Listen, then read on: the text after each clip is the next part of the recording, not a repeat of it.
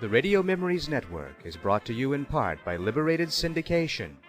Podcast publishing made easy. Libsyn.com. That's Libsyn.com. Course heading, Captain.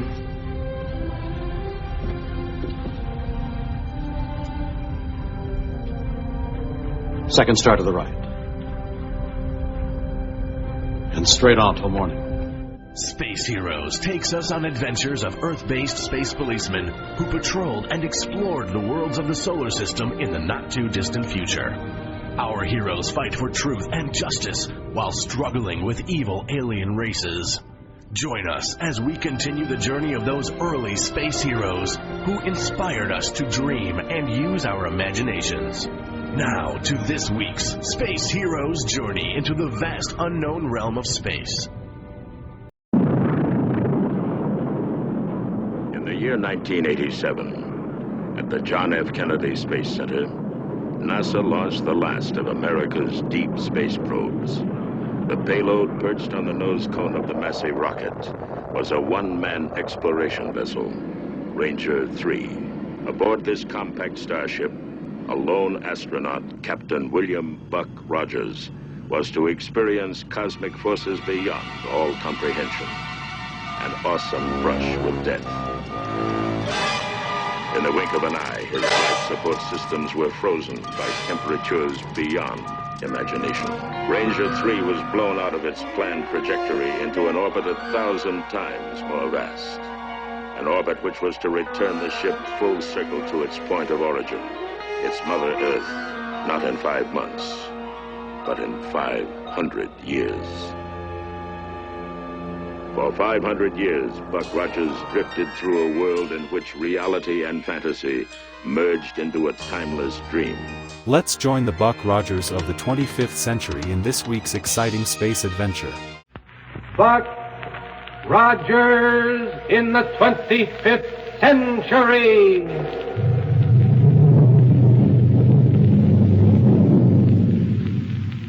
And the shower of silver dollars from Popsicle Pete's Money Box.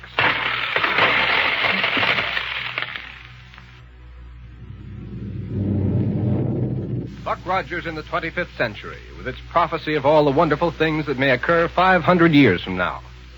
Do you ever give any really serious thought to the scientific and mechanical developments of the future? Well, just keep listening to Buck Rogers and you'll have a pretty good idea of many of the things that are within the realm of scientific possibility.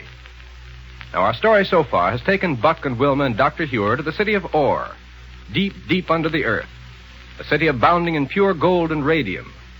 And as we join our friends now, we find them all ready to start back to the surface, to report their amazing discovery to the government at Niagara, capital of 25th century America. Now, here we go, 500 years into the future. Well, folks, how about getting started on the trip home? Right, Wilma. The sooner we get started, the better. Come on, Dr. Hewer. Let's pile into the mechanical mole. No, wait, Buck. Gareth is bringing samples of gold and radium to take back with us. Yes, Doctor. I don't know what's detaining him. Incidentally, my friend. Yes, Norbert. This mechanical mole is a very wonderful machine.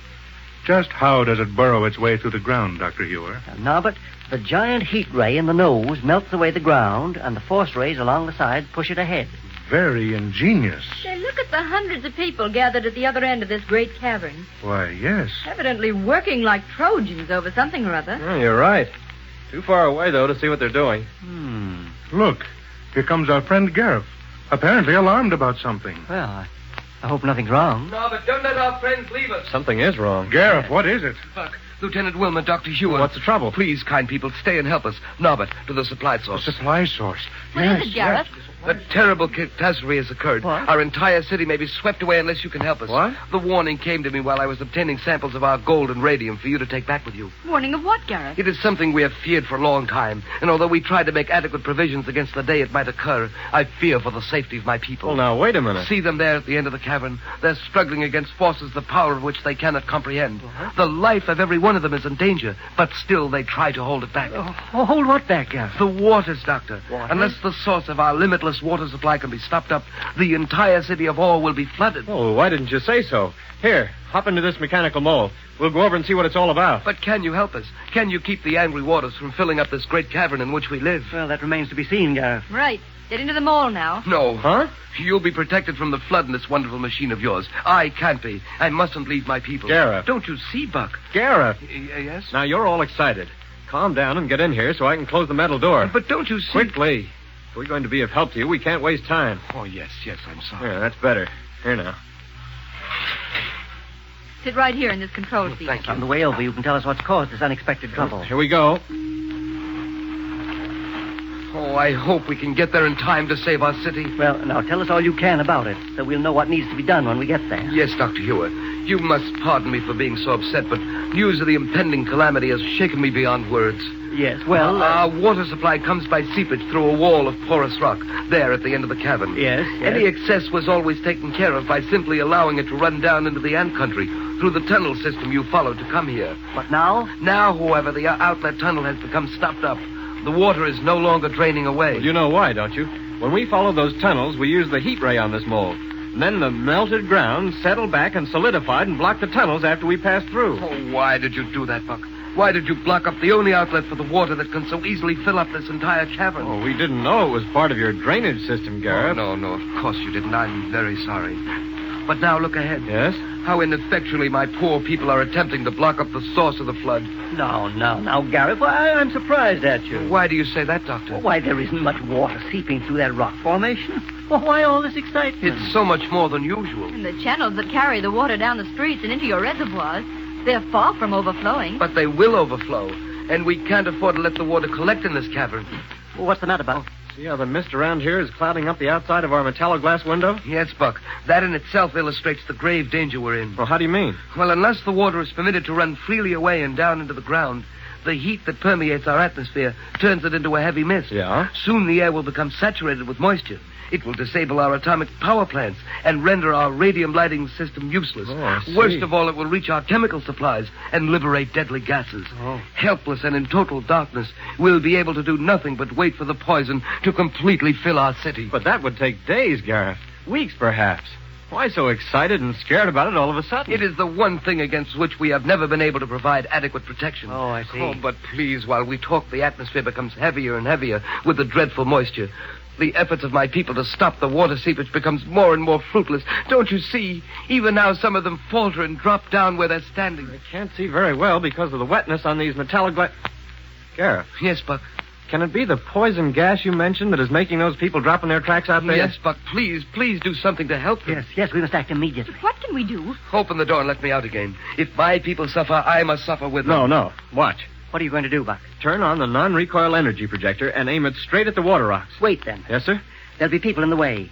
If you turn on the non-recoil energy, you crush them against those rocks. Well, Gareth can warn them to get out of the way. Yes. Or better still, I can use just a little of the non-recoil energy and push them out of harm's way. We'll do both. Gareth, you go out there and tell them to get away from that rock formation. If they're still able to do so. Do you see? Most of them have fallen. Phew, I should think they would. Poison gas is right. And we thought there was no need to hurry. I'm going to warn my people. But the gas will get you too, Gareth. No matter. If my people fall, I fall. Oh, Gareth, come back. Close the door, Doctor, quick. Oh. Yes, Wilma. No, don't do it, Doctor. What? If you don't, the gas will get us too. But... It's the only way I can see to aim this non-recoil energy projector. This window's too clouded up. But, Buck... Here it goes. That's it. But are you sure you're aiming it straight at the rock formation? Yes, sir. It clears its own path through the mist. Then can't you close the doors again? This gas is terrible. Yeah, we can now. Now, Wilma. Yes, Buck? Get into a pressure suit quickly. Pressure suit? What for? I want you to hold back the water seepage with a hand-sized force ray while we take this mechanical mold to the other side of the cavern. We'll blast away an outlet tunnel. Okay, Buck. Hurry now. Okay. Thank goodness the air is getting better in here with the door closed. It's getting worse for the folks out there. Funny about that gas, though. Here, Wilma. Let me help you put on the helmet of that pressure suit. Thanks. Then I'll snap the clamps of it inside and turn on the midget radio equipment so we can talk. Here it goes now, right over your head. Buck, will you turn on the radio so we can communicate with her? Sure, Doctor. There you are. Hear me now, Wilma? Yes, Doctor. I'm going on out. Here, Wilma. Don't forget this hand force ray. Thanks, Buck. Go ahead now, Wilma. Right. And stay there until we get back. That gas. Okay, Buck. Gas is awful. Yet Well, I hope we can clear the atmosphere before it's too late for some of those people out there. I've got my force ray on out here. Good, Wilma. I can turn off the one here on the mole. No, Buck. Huh? No, turn it up high and steer us to the other end of this cabin. Right, sir.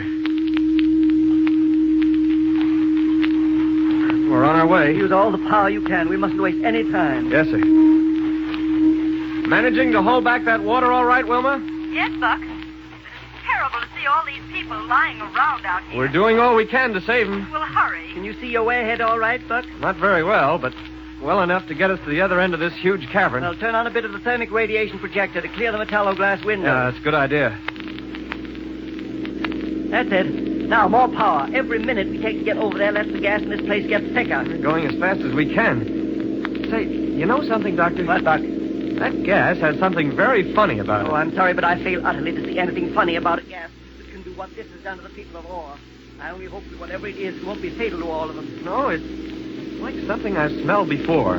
Something familiar about it. I don't know what it is, but I can't seem to be as worried about it as I should be. Buck? Yes, Wilma? This gas may be poisonous, as Garrett said, but to me these people out here look just to be quietly asleep. Well, keep that force ray holding the water back until we blast out some drainage tunnels. Hmm? Then we'll ride back and pick you up. Okay. You hear that, Doctor? Yes. Complicates matters. What do you mean? Well, I've smelled that gas before. Maybe a long, long time ago, but somewhere. Now, listen, Buck, this is I know you time. think I'm crazy, sir, but there's something about it that just... Stop us. We're at the end of the cabin. Yes, sir. Now, about that gas, Doctor. How can you prattle on that way when the lives of hundreds of people are at stake? Now, here's where we blast out a tunnel. Right, sir. We can use a disintegrator. Yes, quickly. Right, sir. Hurry, Buck, hurry. Buck, Doctor, Yes, Wilma? I guess I didn't clamp on my helmet right. What? The gas is seeping into this pressure suit. Wilma. I'm going to Wilma. keel over. Wilma!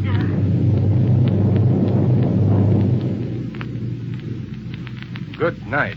Now Wilma's life is in peril. They can't go back to her until they've cleared a tunnel that may save hundreds, and yet, if they don't go back to her, well, now stand by and listen to a few words from your favorite announcer before we pick up our story again.